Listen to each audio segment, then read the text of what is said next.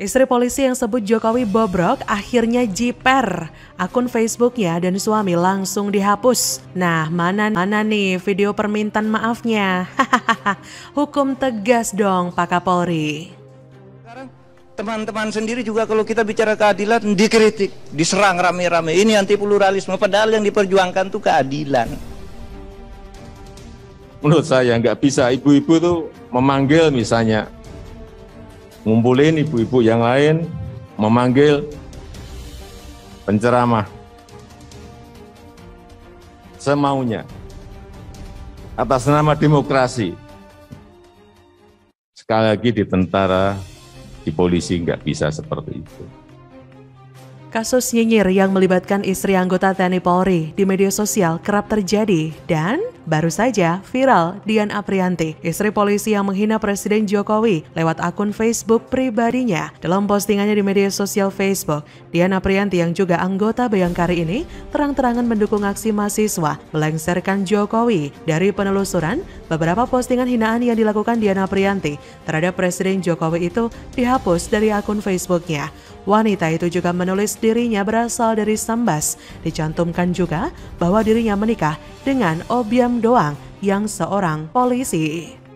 Tapi setelah ditelusuri kembali akun media sosial Dian Aprianti dan sang suami Obiam Doang hilang para pemirsa. Bahkan dari penelusuran penulis, belum ada bukti permohonan maaf entah itu secara tertulis yang bermaterai atau berupa video dari yang bersangkutan. Berbeda istri anggota Polri dengan nama akun Facebook New Yeni Romo Wiryo yang bertanggung jawab atas ucapannya dengan membuat permohonan maaf. Entah apa yang terjadi pada akun media sosial si Dian Aprianti dan sang suami, tapi dapat disimpulkan bahwa mereka mungkin sedang takut akan konsekuensi yang akan mereka terima. Miris ya, ada oknum istri polisi seperti ini. Suaminya kerja sebagai salah satu abdi negara, tapi istrinya malah anti terhadap pemerintahan negara Indonesia yang sah di bawah kepemimpinan Presiden Jokowi. Sungguh mengerikan, ada oknum istri polisi seperti ini yang menikmati gaji dari suaminya sebagai salah seorang abdi negara, tapi dia menghina pemerintahan Indonesia di bawah kepemimpinan Presiden Jokowi ini yang disebutnya bobrok. Harusnya ada tindakan sanksi yang jelas dong dan terukur agar jadi pelajaran kepada para aparatur negara yang lain bahwasanya istri harus mengerti posisi suaminya sebagai seorang abdi negara sehingga tak gampang mengeluarkan hinaan kepada presiden sebagai kepala negara. Sebab menjadi istri dari aparat kepolisian itu lebih berat tanggung jawabnya dibandingkan dengan istri orang biasa. Harusnya dia tahu konsekuensinya karena resikonya tidak hanya kepada dirinya sendiri akan tetapi juga kepada karir suaminya di kepolisian. Harapannya nanti bisa menyampaikan kepada anggotanya. Nanti materinya ada dari Kakum, masalah hukum. Asintel nanti masalah perkembangan situasi. Kemudian ada dari Kapen, masalah keterangan, medsos, segala macam ini supaya nanti tidak ada kesalahan.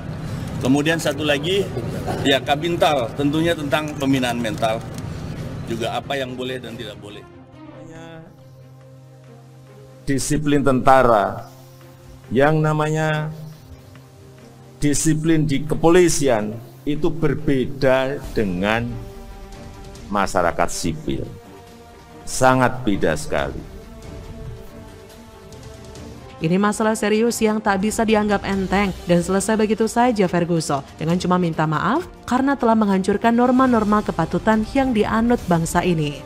Kasus istri polisi model begini ini adalah ujian bagi ketegasan Kapolri. Ocehannya yang tak beretika di media sosial tentu saja berdampak pendiskreditan terhadap pemerintah khususnya terhadap presiden sebagai kepala negara dan panglima tertinggi alias bos dari suaminya. Padahal sudah jelas dalam urusan politik posisi anggota Polri dan keluarganya sebagai keluarga besar kepolisian Republik Indonesia harus netral. Kalau dia sebut pemerintahan Presiden Jokowi ini bobrok dalam apa dulu dong? Sebutin secara mendetail, jangan cuma bisa nyinyir doang. Mengolok-olok Presiden jelas sangat keterlaluan. Jenderal saja hormat loh pada beliau, apalagi ini cuma istri anggota Polri biasa. Ya begitulah resiko jadi istri anggota Polri. Kalau mau bebas nyinyirin Presiden, ya jadi saja istri para para kadrun. Ngomong apapun gak ada hubungannya dengan suami, paling berurusan dengan polisi.